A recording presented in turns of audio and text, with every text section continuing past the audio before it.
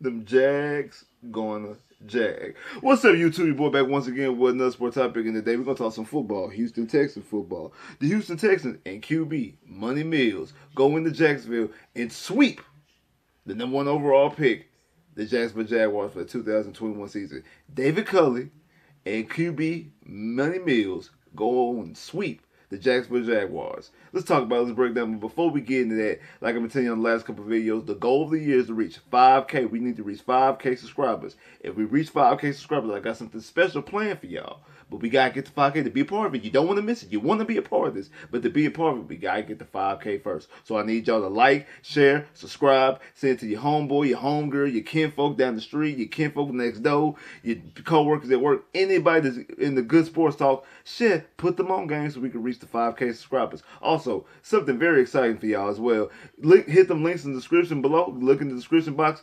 We are giving away 30 days free of Amazon Prime if you sign up. You sign up, you get 30 days free of Amazon Prime. The link is in the description. So hit that link in the description and get 30 free days of Amazon Prime if you sign up. So sign up to Amazon Prime, you get 30 days for free. Also, hit me up on social media. My social media links down there too. Go ahead, hit them social media. Follow me on IG, Twitter, whatever. So go ahead, hit them links in the description, and let's get going. Now, let's talk about the game, because like I said, the Houston Texans defeat the Jacksonville Jaguars with a score to 30-16. Let's talk about it. Let's break it down. Okay, so like I said, it's 30-16. Davis Mills was 19-30 for a 63.3 completion percentage, throwing for 209 yards, averaging 7 yards per attempt, 2 touchdowns, 1 pick, was sacked 1 time, and had a quarterback rating of 92.2. Burkhead had 16 rushes for 41 yards. David Johnson had 6 rushes for 24 yards, and really became non-existent after the first half. I don't remember him even playing football in the second half. Brandon Cooks was targeted 10 times, had 7 catches for 102 yards, had 2 touchdowns, especially the last one, the one that sealed the game, with a 43-yard reception. Philip Dorsett, his second game as a Houston Texan, was targeted 3 times, had 2 catches for 43 yards, and had a nice 33-yard deep one.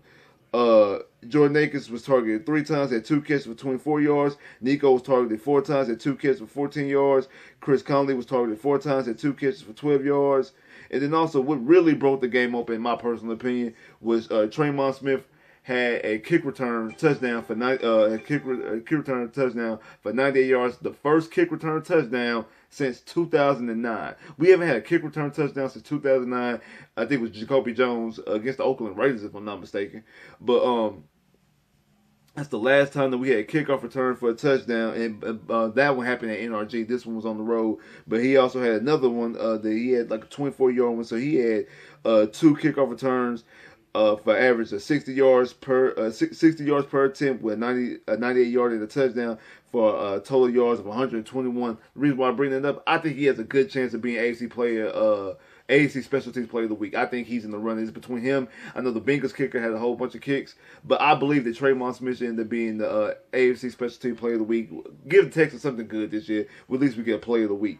Now, on the Jag side, Trevor Lawrence was 22 of 38 with completion percentage of 57.9 with 210 yards, averaging 5.5 yards per attempt, no touchdowns, no interceptions, was sacked 3 times, and had a quarterback rating of 73.4. John Robinson had 18 rushes for 75 yards and a touchdown. This is his best game against the Texans. I know a lot of people talking about John Robinson. I know a lot of people use him in their fantasy, and he does well for them. I've only seen him play against us the 4 times that we've played them, and he does absolutely nothing in the previous 3 games. This is the first time that he actually did something similar. Or he actually did something of note. It was just 75 yards, but it was his best game against the Texans. O'Shaughnessy, the tight end, was targeted 4 times, had 4 catches for 60 yards. Laquan Treadwell was targeted 9 times, had 6 catches for 57 yards. Laviska Shenault was targeted 7 times, had 4 catches for 39 yards, and then Jones was targeted 4 times for 2 catches for 14 yards, and then John Robinson was targeted 6 times, had 3 catches for 13 yards. So we're gonna talk about the elephant in the room, and it's Davis Mills versus Trevor Lawrence. Trevor Lawrence, the number 1 overall pick coming into this draft, coming out of Clemson, national title, been I think the 2 national title games, won a national title game against Alabama his freshman year. Trevor Lawrence, Davis Mills was a 3rd round pick. Was a backup at Stanford for the most part. Didn't only play, I think, 10 games total in his college career. And if we want to be completely honest, Davis Mills completely outplayed Trevor Lawrence. I told y'all this before going into the draft process. I wasn't high on Trevor Lawrence.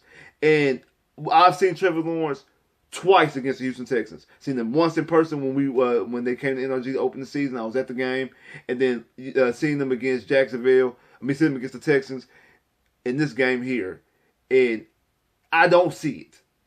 I'm be honest with you. I do not see it. When I watched his pro day going into the draft process, and I watched his pro day, it was his mechanics for me. I mean, it really was. His mechanics would seem off. It seemed like he was trying too hard when he would throw the ball. When he would throw the ball, it didn't feel natural. And I was looking because he was doing rollouts and throwing the ball downfield. And I'm like, he has an arm. I'm not going to take away from that. He has an arm.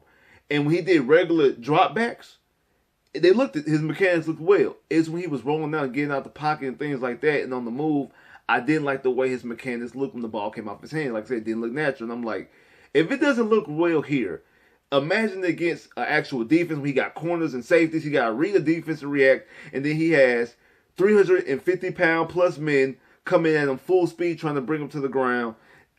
That's not going to work. And the evidence is in the pudding. I mean, the proof is in the pudding right here. Like the evidence right here. I think he's gone 7 games with 1 touchdown. I've been talking about Davis Mills not engineering scoring drives, and this guy here is going 7 games with only 1 touchdown. Only 1 touchdown in 7 games for your number 1 overall pick. Remember, this is the guy who was graded 3rd of all time. He's the highest grade since John Elway and Andrew Luck. John Elway has the highest grade coming into the draft. The second person is Andrew Luck. And now Trevor Lawrence has this 3rd highest grade. I don't see it. I don't see it. In my personal opinion, he's got a lot of work to do just to be a have longevity in the NFL, to be a long-term starter. Forget Pro Bowls and All Pros and MVPs and Super Bowl champions, because I don't see it. I'm sorry, I just really don't. He was selling balls, and now don't get me wrong, his receivers drops and catches.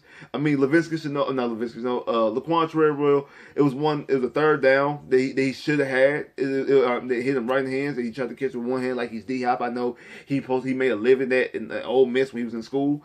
I didn't even realize Laquan Treadwell was still in the NFL until I watched the game. But that right there was more on Laquan Treadwell than Trevor Lawrence. But there's a lot of plays that I just don't see with Trevor Lawrence. I don't. I think we hyped him up because he was at Clemson, and Clemson has all the talent, and they went to a national championship out the gate, and they go undefeated, and this and that.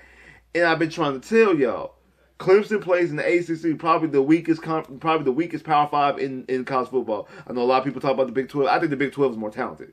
The Big 12 has more talent, has more competition in their conference than the ACC. I'm sorry. I know Deshaun came from the ACC, but when Deshaun played against actual other talent, Deshaun always looked like the best player on the field. Trevor Lawrence didn't. When Trevor Lawrence go up against Joe Burrow, he didn't look like the best player on the field. When he went up against Ohio State and Justin Fields, he didn't look like the best player on the field. Deshaun Watson, when he was at Clemson, every time he stepped on the field, Lamar Jackson, whoever, he always looked like he was the best player on the field. I didn't get that out of Trevor Lawrence as sitting in Clemson, so I was never really high on him. And then the pro day kind of rolls up them cause for concern. These games I've seen in the NFL, this Texan defense is ranked the 30th scoring defense. Now I don't think they're they're ranked 30th defense. I think they're dead last in scoring. I don't think the defense is that bad. Honestly, I think it's mostly because of how inept the offense is. They're always on the field, so I don't think they're that bad. But in saying that, even though I don't feel that they're bad, they're not world beaters. Not to mention Justin Reed out with concussion. Then I think they were missing 5 starters. Gruger Hill, he went out last week with the ankle. Then also he had COVID. Jonathan Grenard did not come in the game. He had COVID. We're going out there playing players out there with duct tape and rubber glue out there trying to get a football game. Simone Biles' boyfriend Jonathan Owens was a starting safety yesterday. Like that's the type of stuff that we got going on. And when that happens, Trevor Lawrence, this is what we get out of Trevor Lawrence. This is what you get out of the number 1 overall pick. This is what you get out. I said this in the stream, the pregame stream with Honcho and Saw Sports. Shout out to everybody out there in Saw Sports. I said this in the game that the pressure was on Trevor Lawrence because he is the #1 overall pick. That's it. You're supposed to beat this team. This Texas team, you're supposed to beat them, and you're supposed to put up points. Not to mention you fire your head coach. Anytime a head coach gets fired, a spark gets lit under every team. Then they at the very least, if they don't win, they play their best ball or they show some life. I didn't see that out of Jacksonville. Not only did they not win, they didn't show no life. They were not impressive, and I don't see it. Davis Mills completely outplayed Trevor Lawrence. But does that mean I believe that now? Oh, Davis Miller, he's the franchise guy. Absolutely not. Absolutely not. What? Like I said, he was 19 of 30, if I'm not mistaken. Davis Mills, yeah, he was 19 of 30 with 63.3 completion percentage. But also numbers that we don't realize. In the first half, he was 12-14. Great, only 2 incompletions, 12-14. You know, in the second half, he was 7-16 with a pick. And that pick was a bad pick, actually. It was a bad decision. I'm not going to get on too much because I think that was really mostly a rookie mistake. But it was a bad decision. He shouldn't have threw the ball. It was a bad decision and not a good throw. Because that's something about Dave Mills starts the game off hot. But then doesn't really do anything. And his numbers get actually a little skewed as well. Because we think about the completions. Oh, he was 12 of 14 to start the game off. Oh, last week he started the game 14 for 14. It's a franchise record for a rookie. It's an NFL record for a rookie since the early 90s, things like that. Best rookie this season. Understand that. But it's easy to get 14 completions when you're throwing the ball 4 yards down the field. Even though in this game, he did average 7 yards per attempt. But remember, the last touchdown, the last offensive play of the game, was a 43-yarder by Brandon Cooks. And it was a bubble screen. Finally, a bubble screen finally worked for the Houston Texans. We find all the time we be throwing them bubble screens out there. A bubble screen finally worked for the Houston Texans. And it did. I give you that. I give you credit. The bubble screen finally worked. But Brandon Cooks took it 63 yards to the house. I keep saying my bad. Took it 43 yards to the house. 43 yards. Came off of one play. Davis Mills ended up the game with 209 yards. Like I said, 43 of those yards came off the final play of the game, and it wasn't even like he threw. It wasn't like he threw the ball downfield. It was a bubble screen, and then Brandon Cooks took it the 43 yards. He threw it. He threw it actually behind the line of scrimmage. Actually, so really, he actually didn't give Brandon Cooks any head start. So going into right before that play, Davis Mills, he was, instead of 19 of 30, he would have been 18 of 29 for 166 yards. That play got him an extra touchdown and got him over 20 yards. Newsflash, that's pedestrian. That's not elite football. That's not franchise win football. Now again, it's not mistake football. It's not losing football. I'll give you that. But like I say, that's the reason why I don't harp on Davis Mills the way that a lot of people do, because I believe Davis Mills is a backup quarterback. In my personal opinion, he's not the franchise. He's not going to save the NFL. Save the Texans. They're going to lead you to the Super Bowl. He's not going to be the next Tom Brady or the next Kurt Warner or anything like that. I think he's a mixture between Tom Savage and Brock Osweiler. That's why I think he's not as tall as Brock Osweiler, but he doesn't have the arm strength like Tom Savage. I think he's a cross between the two. I think he's going to be a backup quarterback. I think the Texans still going to get their franchise quarterback. Not in this draft. And then we're going to talk about that. We're going to talk about the draft process as well. But I think the Texans still going to try to find their franchise quarterback, because we already know that the ship with Deshaun Watson has sailed. He's not going to be here. We understand that. But Davis Mills is I think he's a backup quarterback. Now, even though I'm saying that, he did outplay Trevor Lawrence. Don't let that fool you. Oh, because he outplayed Trevor Lawrence. That's an indictment on Trevor Lawrence. Not a solidified that, oh, Davis Mills, we're going to the right direction because he outplayed the #1 overall pick. No, that just means the #1 overall pick is playing like hot butter garbage. He is. He's playing like hot butter garbage. I'm sorry. That's what he is. That's exactly what he's playing. That's exactly what he's playing like. So don't get this confused and don't get that misconstrued. He's playing like hot butter garbage. He's playing ass. He's playing like straight ass. Hot butter garbage. That's how Trevor Lawrence has been playing. Davis Mills started the season off like that, and he's gotten better. I give you that. But what he's doing, his numbers are pedestrian. Don't let the attempts fool you. The attempts and completions. Oh, his completion percentage is up high. That's because he's only throwing the ball 3 yards downfield. He's not pushing the pocket. Deshaun Watson last year led the league in yards downfield, yards per pass, or yards per attempt, with over 9 yards per attempt. That means he was throwing the ball downfield and didn't have a completion percentage that was top 3. They had a quarterback rating that was top 2. Led the league in yards. That right there is elite quarterbacking. Davis Mills, what we've seen from him is not. Like I was saying, now the Houston Texans are beating the Jacksonville Jaguars. If I'm not mistaken, I think that's their 27.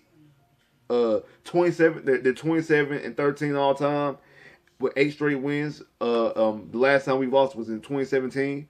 8 straight wins, another sweep. Like I said, the Jazz gon' jag. Traymon Smith with the 98 kickoff return. Like I said, that's the first kickoff return since 2009. Jacoby Jones. And then we just give this guy a contract like a couple weeks ago. We extended him a year. So I'm glad to see that. Hopefully we can see some more. Maybe we might find a little diamond in the rough special teams wise, because he also had another return that was nice. He only went like 23 yards, but he got some field position. That's why I think he should be in good shape to reach special teams player of the week. Now the draft. Because of this situation, the Houston Texans beat Jacksonville, has now swept Jacksonville, and Detroit won as well. Jacksonville now has the number 1 overall pick. And because the Texans swept Jacksonville, the Texans basically guaranteed themselves not to get the number 1 overall pick. Because Jacksonville have to have a better record than the Texans to actually get the number 1 overall pick. So them having the same record ain't gonna cut it. So even if the Texans lose out, Jacksonville have to win 2 more games just to get a better record than the Texans. I don't see that happen. I don't think Jags going to win any more games. If they do, they're only going to win 1 out of the next 3. So it's more than likely it's going to be between the Jags and the Lions that's going to have the number 1 overall pick. But it's not going to be the Texans, which I think is good, because I really don't see nobody. And like, I know I was saying all year, embrace the tank and all that type of stuff. But as the season went along, there's nobody really in this draft that I'm going to say is the number 1 overall player. Yes, you do want high draft capital, but there's not a number 1 overall pick like that you just pounding on the table. I got to have this guy. It's not that type of guy in this draft. I know people talk about Kayvon Thibodeau. Now everybody's bringing up Hutchinson. That right there just shows you. Normally, if it's a clear-cut guy, they really pretty much know who that guy is. And if there's another guy that's vying for that spot, it's the guy who's been in the conversation for a long time. Or a quarterback. If it's a position outside quarterback, you know they always try to push up quarterbacks. Obviously, they're not pushing up any quarterback to be number 1 overall, because it's just not the year for quarterbacks. And now they're pushing up Hutchinson because Michigan's went on a little run.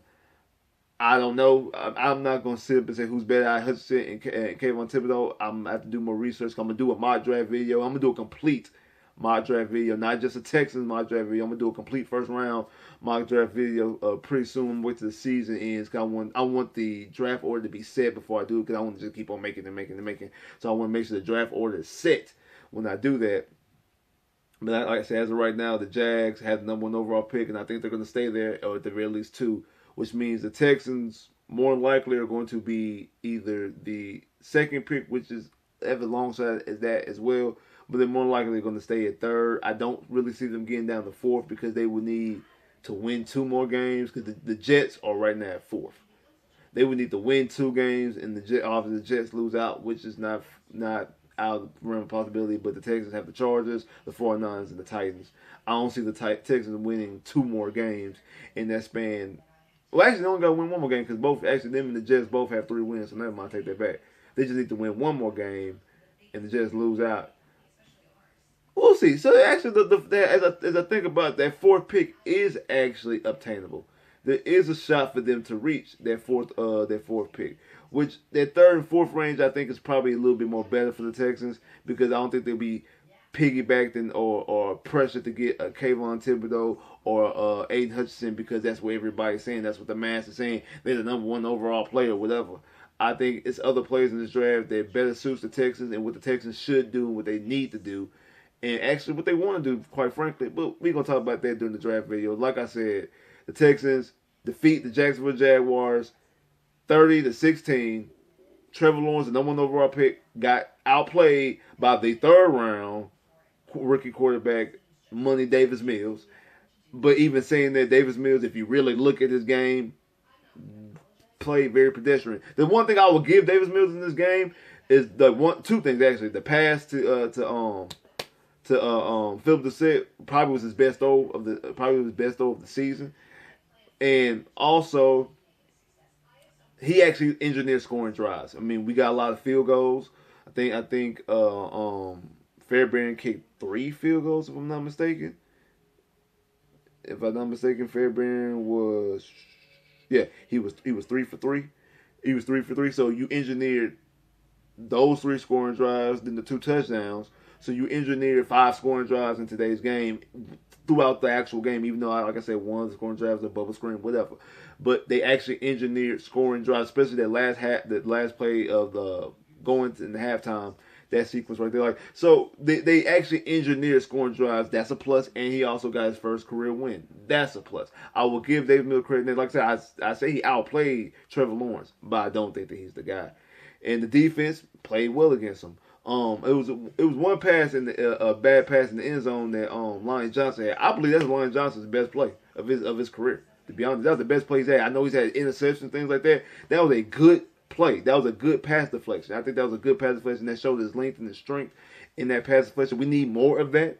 I think he's actually playing a little bit better as a corner than he did at safety. Maybe he's actually finding his groove. Don't think he's a top corner. Don't anything like that. Don't even think he's a starter. But he is playing better in the last 2 games he's played recently, or he's played previously. So, like I said, Texas win, beat Jacksonville with the sweep, and Jazz gonna jag. Like, share, subscribe if you haven't. Comment below if you haven't. Click that bell, get more videos. Holla.